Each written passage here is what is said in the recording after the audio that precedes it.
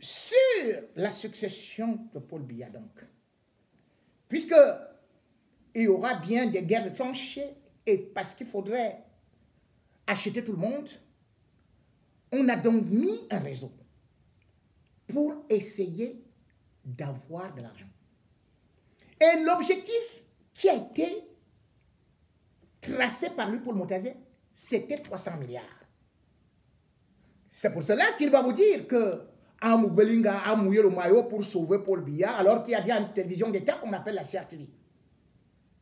Parce qu'ils se sont entendus qu'en faisant sortir de l'argent, dans ces lignes de souveraineté, que ça allait permettre qu'ils aient assez d'argent. Je vous ai parlé tout de suite de 90 milliards. Mais c'est beaucoup plus. Puisque d'ailleurs, dans leur livre, ils parlent de 150 milliards qu'ils ont eu à collecter à côté. Et malgré tous ces noms que vous voyez là, beaucoup de gens sont derrière. Parce qu'ils ont des intérêts qui s'unissent.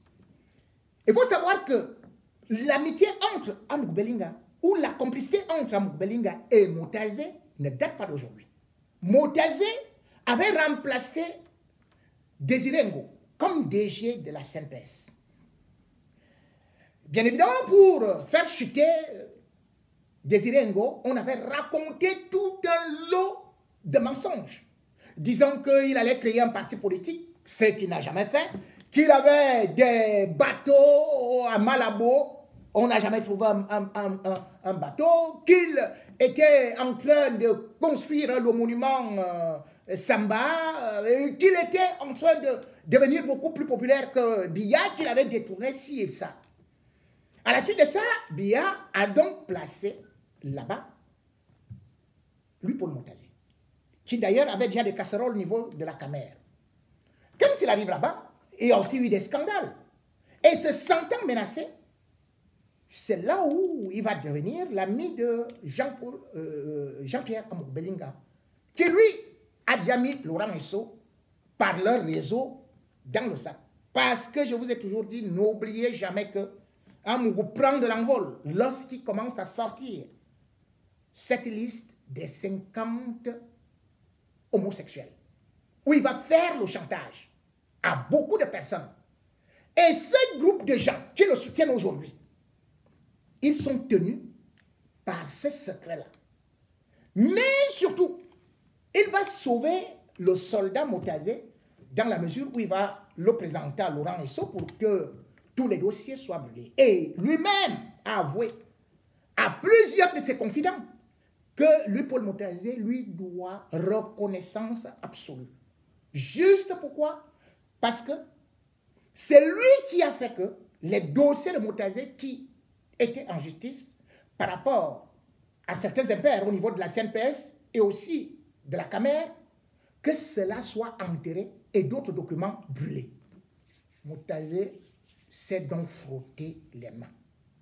Et dès cet instant-là, il s'est allié à Jean-Pierre Amouk Belinga, qui d'ailleurs a eu à négocier sa maison pour que lui, Paul Motazé, achète quelques maisons là, comme par exemple la ville peinte là, c'est Jean-Pierre Amouk Belinga qui a fait la transaction. Tout comme, évidemment, la maison même, pendant ce temps, Amouk Belinga, lui, achetait une maison à Neuilly-sur-Seine. Je connais l'adresse, je vous la donnerai plus tard. Donc, ils sont beaucoup liés. Et cet argent qu'ils sont en train de collecter, ils ne le font pas seuls. C'est tout un réseau. Puisque vous avez dû constater que Amouk Belinga, avec quelques blancs, soi-disant représentants de 3A Télé Sud, qui étaient ça, voilà, qui venaient au Cameroun, ils ont été reçus par Mondayolo. Mondayolo lui-même, dans la tactique de blanchiment, ayant reçu la formation chez Amouk Belinga, a décidé, dans le dernier direct, je vous le disais, à créer des sociétés, une société immobilière pour faire sortir de l'argent. Et d'ailleurs, on parle même d'un détournement de 11 milliards par rapport à cette société. Franck Biya également s'est mis dedans. Donc, voilà comment le réseau s'est agrandi. De telle sorte que 3A Télé Sud a été financé à partir de l'accord du cabinet civil et aussi avec la complicité de Lupaul Montazé. Ils sont donc liés, mais ce n'est pas seulement ce qu'ils vous disent, que c'est un gang et Kambeti. Il y a bien d'autres gens dedans. Parmi lesquels, Issa Chiroma. Issa Chiroma, dans cet argent, a réussi à prendre aussi des actionnaires. Dans le Grand Nord, il a collecté 2 milliards pour venir remettre à Moubelinga.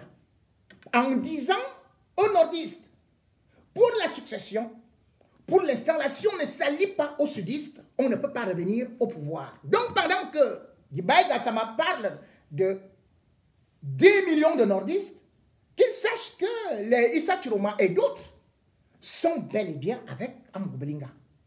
Raison pour laquelle, dès que cette liste a été rendue publique par la NIF, c'est-à-dire que le mouvement, eh bien, Issa Chiroma a paniqué et il a envoyé quelqu'un, le député Salama, pour aller rencontrer Kabaye Yagé Djibril à Tokombere, là où il est l'Amido. Il est allé là-bas parce qu'il faut éteindre l'incendie et tous ceux qui ont donné de l'argent, il faut maintenant rembourser pour que leur nom ne sorte pas lorsque le scandale va véritablement éclater. Voilà donc là où ils se tiennent. Et Issa Chiroma, lui, il est comme un bébé devant Amgoubelinga. Et pourquoi? Parce que Amgoubelinga le tient par des enregistrements. Ces enregistrements sont pornographiques.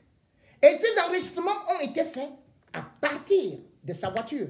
Une Land Cruiser Prado, je crois, noire, série 2016. Et c'était en janvier 2018 que Amgoubelinga, étant en Allemagne, avait organisé le coup contre Issa Chiroma, alors qu'eux tous venaient dans une émission à Télé Sud pour un débat, c'est-à-dire qu'ils préparaient déjà l'élection présidentielle. Je crois qu'il y avait aussi des gens comme Mama Fouda, il y avait Famon Dongo. Bon, bref, ils étaient au moins 4. On avait enlevé les voitures de Parfa ici, on est d'Obama et tout, parce que Amgoubelinga avait contacté des électroniciens pour piéger les voitures. Donc, dans la voiture d'Issa Chiroma, on a réussi à ouvrir. Et au niveau du plafonnite, il y a un truc qui ressemble au cuir, à côté de la lampe. Issa Chiroma, si tu veux nier, ou bien si quelqu'un qui connaît la voiture de Issa Chiroma, qu'il me dise que je mens. C'est là où on a placé le micro. Le micro étant noir. Le plafonnier étant aussi noir. Eh bien, Issa Chiroma ne s'est jamais rendu compte que le micro était là. Amgoubelinga pouvait donc, étant en Allemagne, contrôler tout ce que lui disait. Et il est tombé sur des très beaux enregistrements avec un Issa Chiroma qui dit à une nana là, en plein week-end, pendant qu'il les ramasse souvent, il n'y a pas de chauffeur. Il dit, suce-moi le wangala. Suce-moi le passons. Donc, Amougou a pris tout ça. Et l'enregistrement est clair. Il a donc appelé Issa Chiroma, quelques temps après, pour lui dire, oh, vraiment, excellence, il y a des gens qui ne te veulent pas du bien là, ils veulent vraiment te mettre à nu, j'ai des enregistrements contre toi, vraiment, il faut que ça s'arrête, il faut qu'on voit ça, et tout, et tout. Et vous savez que Issa Chiroma est musulman. Enfin, Issa Chiroma parle là-bas aux musulmans. Issa Chiroma, il est du Grand Nord. Issa Chiroma est marié. Et voilà comment est-ce qu'il se met donc à le tenir. Tout ce que vous entendez là, ils se tiennent donc comme ça par beaucoup de raisons, avec bien sûr aussi Laurent Esso, qui lui-même, il est content de ce qu'il puisse lui aussi rêver de goûter au pouvoir. C'est donc un clan qui s'est mis, pas seulement que Ekambeti, mais avec d'autres tribus. avec d'autres membres du gouvernement, mais surtout avec une pièce centrale, Amougou Belinga. Ce qui est là, Amougou Belinga, est une pièce centrale pour la quête du pouvoir. Et c'est pour cela que Laurent Esso ne peut que maintenir en prison les inspecteurs d'impôts ou tous ceux-là qui cherchent à poursuivre Amougou. Parce que c'est ça, c'est un gant. Vous n'avez jamais vu un ministre de la Justice qui intervient pour qu'on ne puisse jamais arrêter des bandits, pour qu'on libère des malfaiteurs, des assassins. Bon, ici, c'est ça Laurent Esso. Et d'ailleurs, il a promis que chacun, il a dit en Congo, dans leur conversation, que tous ces gens-là auront au moins 3 à 5 ans. Ils seront condamnés. Lui, il connaît déjà le verdict. A-t-on une justice? Ici en France, je viens de voir à Nanterre des magistrats, un magistrat qui, cette semaine, a été mis en examen parce qu'on l'a soupçonné de corruption ou alors de conflit d'intérêts. Ou parce qu'on a constaté qu'il y avait favoritisme dans un dossier. J'ai vu cette semaine un commissaire de police placé en garde à vue. Mais avec Amougou Belinga, c'est lui plutôt qui demande à Laurent Esso, place-moi tel, parce qu'ils ont un agenda caché. C'est le coup d'État.